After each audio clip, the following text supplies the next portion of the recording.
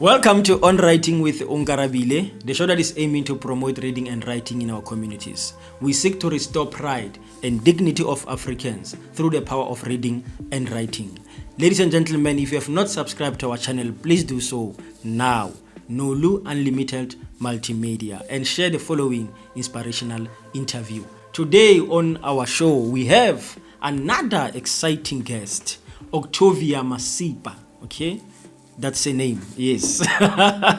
Who is here to share more on how she promotes reading, especially when it comes to fiction, when it comes to novel. Octavia, thank you so much for coming to our show, and you are very welcome. Thank you, Onkarabile, and thank you for hosting me. Yes. Did I pronounce your surname right? Yes. Okay. I was so scared that I won't get it right. All right, I'm glad. Let's talk about you. Who is Octavia? Before we talk about writing fiction and stuff like that, let's get to know you. So Octavia Maserole is an author, award-winning author, a publisher at Manare Publishers, and she's also an illustrator with Macmillan Publishers. Then she's also a poet and a motivational speaker. Okay. Yes. All right. Tell us about your journey of writing, especially writing fiction. Just tell us about your journey, where it started, what inspired you. So I started writing when I was in grade 10. So we had a function at school. So they called me to do poetry. And that's where I realized that I can actually get into this writing field from this very age. So that's how I got inspired through writing one poem. Yes. Okay. Yes. And then why did you choose to write fiction instead of non-fiction? Because fiction allows for creative thinking. So I believe that when you are creative, then you can expand your mind and, flow, and you won't be limited to just be factual. So free writing allows you to be imaginative and innovative. Okay. Yes. Maybe let's start like this. Since you just explained some parts of fiction, let's explain the difference between fiction and non-fiction to our viewers, because maybe someone is saying, okay, Onkarabile and Octavia, you talk about fiction and non-fiction. Can you maybe explain to our viewers what is actually fiction? When you are writing on fiction, you are formulating or creating your own stories around a story or a theme that is not actual or realistic, but it can be practical when you're linking it to the context, human context. But when you're talking about nonfiction, that's where you need to do your research on the theme that you're talking about, so that it can have facts. It is not only based on your opinions. You have to get facts from other scholars, so it must be truthful. Yeah, okay. And authentic. All right. Yes. And you mentioned something very important, that as much as it's a creation or imaginable, but you can actually make it relevant to the human context. Yes. So we can actually learn something from fiction. Yes, we can learn something from fiction, because it is not only, you're not only creating from a vacuum, you're creating something that exists. So you are playing around with words on the topic that is actually relevant to human nature. Okay, nice. I'm glad that you are here, because I struggled when it comes to fiction, because I had an opportunity of working at a bookshop, and people will come and buy fiction books. Yes. And I will ask them a question, and people love to read fiction. And I was surprised. What do they learn, these people? And so some people are even addicted when it comes to reading novels. And I will ask myself, because I don't read fiction a lot, I read non-fiction books. And straight and forward that, for example, if I read a book about money, how to make money, it's obvious I'm going to learn about how to make money. Yes. You understand? Yes. But when it comes to fiction, the portrait of God's mercy, what am I going to learn about that? You understand? So, but I'm glad that you're explaining that now. It's not only creation from the vacuum, as you are saying, but we actually create things that, topic about something that exists. Yes. Can you just give an example of one of your books? Okay, so I'll move around through these books because I wrote a lot. Then we have Well of Wellness. In this book, I was explaining how Can you we please can. show it to Okay. our viewers so that they see the well of wellness? Yes. So I took a well where it's like a river or a fountain to draw people imagination and to create a picture about where you get water. You understand? So yeah. a well will be something that carries something. Okay. And when you get to the well, obviously you are expecting something. Yes. Then you're expecting water. And I took it to explain healing, that when we go to God as a well, then we are drawing healing from Him. Okay. Yeah. Remember the time where the Samaritan woman was going to the well over and over again, but the thirst was not quenched because it was not a permanent solution for her until she found Christ. Jesus introduced her to the permanent well, which was Him, because He said, I am the living water. So when you are going to this world, that's where you are drawing healing that will be permanent. You won't have to be visiting physicians over and over again because of this incurable disease. Because when you're going to Jehovah Rapha, you are receiving the permanent healing. Okay. Yes. So this book, Well of Wellness, is a novel. Yes. Okay. So as much as it talks about God, but there is a story there. Yes. So we have some characters and stuff. Can you please just explain briefly on how the characters linked, or the story is linking to the topic of Well of Wellness? Like I have explained further, that you have to understand that where you are going, the well that you're going to, it should give you a solution that is permanent, that won't require you to return to it over and over again. So here I'm talking about the characters that go to the well that is permanent. They don't have to go to temporary remedies for their ailments. Oh, okay. Yes. So in the story, what I wanted you to explain to us is that just make example, maybe synopsis of the book. Like, we have Octavia with Onkarabile and Nolu. I want those characters. Just explain briefly, what do they do? I generalize when I'm writing because I don't want to limit people to a certain person. They have to find themselves in a book. Okay. So if I'm writing about this one person, then you will either identify with them or don't. So when I generalize, I make sure that everyone can find themselves here. Okay. Yes, so that the book can be relatable enough. So I don't use names to specify certain events or specify certain people, but I use the mankind as a whole to explain that this relates to you as a mankind, not as Nolutando. Oh, okay, Yes. okay. So we don't have names on your book. No. Okay. Only on the flip side of fatherlessness, this one, that's where I made it more personal because I had to identify the characters and people can choose whether they relate with the story or not, because it's not everyone who grew up without a father. Some have a father. So here, the protagonist Lerato is not having a father figure, you understand? So they can associate or relate to the reader, the character, the protagonist, only if they're going through the similar situation. Oh, okay, Yes. okay. So this one is the one that is the novel that I like. I know or I'm used to, where there is some character. Because this one I didn't even know, and thank God that you came to the show to actually teach us something new. I did not know personally that you can write a novel without characters, without the names of people.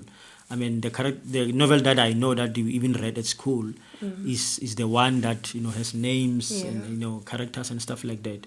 So I'm glad that you brought this thing, but it's still called novel. Yes, it is a novel and it's Christian based. So because it's spiritual and spirituality affects everyone, that's where I do not have to identify names or characters with names, because everyone can relate despite not having names in here. Okay, Yes. So I want to ask about that kind of a novel. Maybe someone is watching the show now and they are planning to write a novel, they don't know how to go about when it comes to writing a novel. And I'm going to ask you some few questions, but I want to ask when it comes to this type of a novel where there are no characters. Most of the time, a novel is being adapted into a movie or a series or a soap or whatever. Just like we have seen with the wife, the Busi, Iklomi. You know, so is it Dudu Busani? Yes, Dudu Busani. We have seen that the novel has been, adapted into a series, The Wife. Now, if one will want to adapt that book, Well of Wellness, into a movie, or how will you do it if there are no characters there? So, as writers and movie creators, I think we are innovative enough to tell stories in any way. Okay. So we are not only limited to just have characters there. So we can have a talk show instead, because I do subtitles in the form of chapters. So first chapter can be about, my deepest solution deeper in the world. So when you're telling the story or making it a serial, or you're making it a trailer or a movie in particular, then you can be creative around the title itself. The deepest solutions deeper in the world. Then we will have a world. Then you are telling the story around that. Okay. Yes. Oh. So you can use the symbols and images used in the book rather than the characters themselves, and you see how you can narrate a story behind that. Oh, okay. Yes. Nice. And then that one, the flip side of fatherlessness, right? The one that now has characters. Yes. Let's talk about character creation. Where do you start when you create characters? How do you create characters? The story will already be in the mind, obviously. And if the theme is there, then I will think about who do I want the story to be centered around. Then obviously I'll come up with the protagonist if I want to make it in that line. So that's how I started the book. I thought about the theme and the moral of the story. Then I thought about African children. So most of us, we don't grow with both parents. Then I can select one who can be the mediator. So the person can stand in place of every child who doesn't grow with both parents. And as a mediation, then they can draw knowledge from her. Okay. Yes. So when you create characters, like as you have said that you'll be having a story in your mind, then you are going to create characters that will going to link to the story, right? Yes. Now, when it comes to the issue of aging the character, like making a character to come to life, how do you do that? Because I've read novels, as much as I'm not reading them a lot now, but when I grew up, I used to read novels a lot, and I'm telling you, it was exciting reading a novel. Like you said, that when you read, you will relate, you will see yourself in the novel, and it will be like you are seeing that thing happening, whereas you are reading, you're just reading. It will be like you are seeing, if someone is saying, he has moved, he get into a taxi, he goes to Johannesburg, it's like you are seeing that. It's so exciting, So how do you really make that character to come to life where a reader will hook up with the character? Yeah, just as you said, that reading will take you to places that you won't reach while sitting. So it allows you to just sit and be somewhere else, using your imagination. So I try to use imageries in order to evoke people's mind and their imagination so that they can, six senses should be included. They have to feel whatever the emotion that is in the book. They have to show the sentiments, they have to share, the same feelings that are evoked in here. If they have to see Lerato crying about the fact that she's alone, then they have to see tears in their mind. And also, when they have to visualize her meeting with the father that was never there, so it must be practical. Yeah. So tell me, are you planning to maybe one day bringing those characters into moving pictures. Like adapting them into, just like we have talked about Dudu Busani. Are you also seeing yourself, adapting those books? Yes, I think because I love illustration, I'll have to,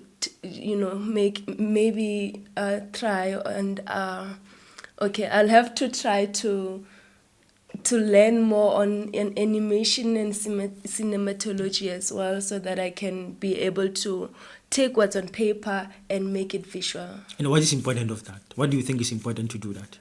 To accommodate people who cannot read. Yeah. Okay, nice. So reading can also be transposed. I've learned a word from... Yes, it can be transposed. Yes. No, that's good. And then let's talk about your last book. As much as we don't talk about your books, but The Portrait of God's Mercy. It's the first one, actually. Oh, that's the first one. Yes. Tell us about, the journey when you wrote this book, especially the creation. I want the creation part, so that if someone is watching the show, and they are planning to write a novel, how did you start? Because since it was the first one, how did you start writing this? Like I said, that I did poetry. So this book is on poetry.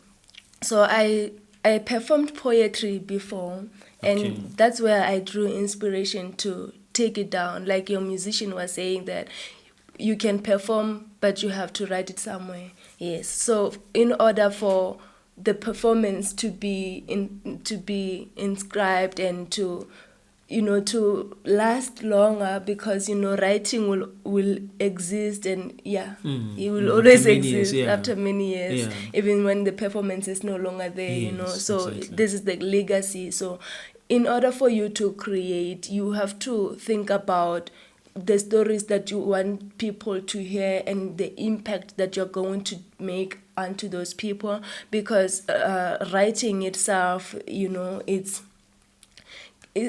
like an embroiderment, like it's there forever, you understand? So when people read, they have to relate with the text itself, and they have to grow, because I believe reading is for growth, and writing is not only for the writer, but also for the reader. Oh, nice. Yes. Now, let's talk about, I believe we still have time, because, this topic is very interesting. Let's talk about the exciting novel, how to write exciting novel where a reader will not be bored when they are reading the novel. What makes it exciting? What it makes it, interesting, that if I start on page 1, I will not want to stop. What is that? What is? Please just share briefly with us.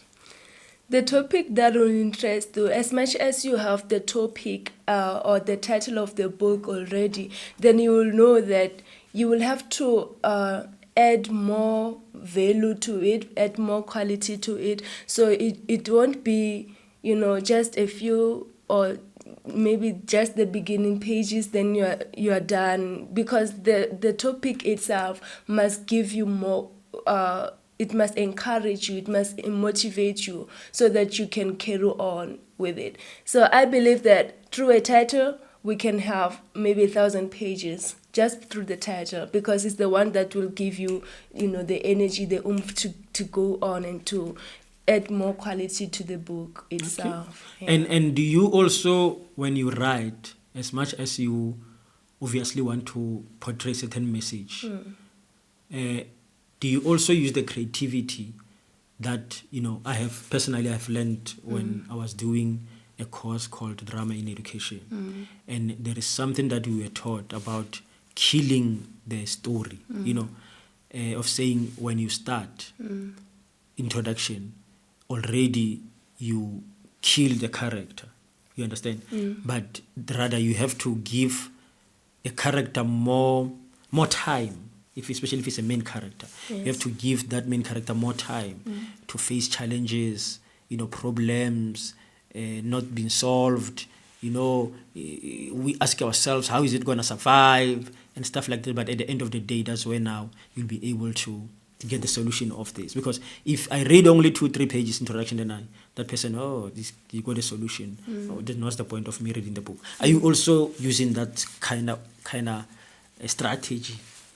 So I allow readers to grow. Okay. So they have to learn as they read. They don't have to conclude on anything, because I can use suspense, and sometimes they don't know what will happen next. Yeah. So that's where the story had to continue, and they have to, be eager to and be willing to continue with the book and read further, because they have to find out what will actually happen at the end. Okay. So that's how you allow the reader to, improve on, the goal that you are trying to put in the book. Okay. Yes. Writing fiction, and now we are closing this conversation, as much as I wish we don't close this. But unfortunately, time is not on our side. Yeah, it is not. A fiction or a novel, will I be right if I say it's like a movie, when I'm watching a movie? Like you just explained now, where from the beginning of the movie, I have someone called staring, right? That person cannot, most of the time when I'm watching a movie, you will see a staring being beaten up, Yes. let's say maybe it's a karate movie. He'll be beaten up, he will look for a master to be trained, he will fail training, the master will sweat him and stuff like that, and then he will pick up, he will grow. Then from there, we'll face the enemy, maybe the person who killed his parents and stuff like that. Then at the end of the day, they will fight with that enemy. So will I be right when I say a novel is like that? Yeah, it's not far from that, because you are evoking people's imagination. So when they read, they have to see and visualize the events on the plot that is happening on paper and in the mind. So it takes different spheres. So if you are going to encourage, with your last words, if you're going to encourage our viewers there who are planning to write a novel, what can you say to them? In order to cultivate a better, consistent writing and reading habit, you have to be practical. Like, you need a practical approach. So you have to be willing and eager to face challenges as you write, because you are not only doing it for the reader, you are also doing it for your personal growth. So you have to be willing to grow as you write. Some of the series won't go your way. You'll find out the story is taking another turn, or you are running out of ideas, but you have to be consistent. You don't write one page and then that's it, because when you come back to that one page, you won't know where the story is taking you again. It will take you to another direction, and it won't match with anything that you wrote so far. So you have to be consistent and push yourself to greater heights, because there are no limits at all. So if you want to be a novelist, you have to make sure that you are creative with your mind, and you are believe in yourself that you can do it, because there is no one who's going to judge you. You are the own judge. So you have to judge your story and make sure that you enjoy it before someone else can enjoy it. Because if you feel bad about your own writing, and judging it negatively and criticizing yourself, then no one else will have a different view on that, because the energy that you put in there, you'll be transferring the same vibrations to your readers as well. But if you're positive with your reading and your writing at the onset, then your readers will also share the same feelings. You spoke like a motivational speaker. As you are. As I'm gonna close this conversation, there is a question, just burning question, that I'm closing this one. I'm like, this pastors will say, no, in conclusion, I'm finishing. They don't finish. They still continue. But no, to be honest, now the last question that I actually supposed to ask you is the issue of, I see the flip side of fathersness. I see the portrait. Yes. It's English. When we grew up, we used to read our own mother tongue novels. Where are they? I do have a novel in my mother tongue. It's called Ntsiki Lenzwaki. So I was going back to the new generation, like the children. This is children's literature. So I want young people to draw back to their roots, to go back to their home language so that they don't lose the identity. So it's to preserve the home language, to preserve our cultural identity. Yes. Thank you so much. Ladies and gentlemen, unfortunately, we don't have time. I wish we can continue on this topic, but hopefully we have learned a lot about writing a novel. You are watching On Writing with Onkarabile, the show that is aiming to promote reading and writing in our communities. Please don't forget to subscribe to Nolu Unlimited Multimedia, like and share this inspirational interview. Thank you so much.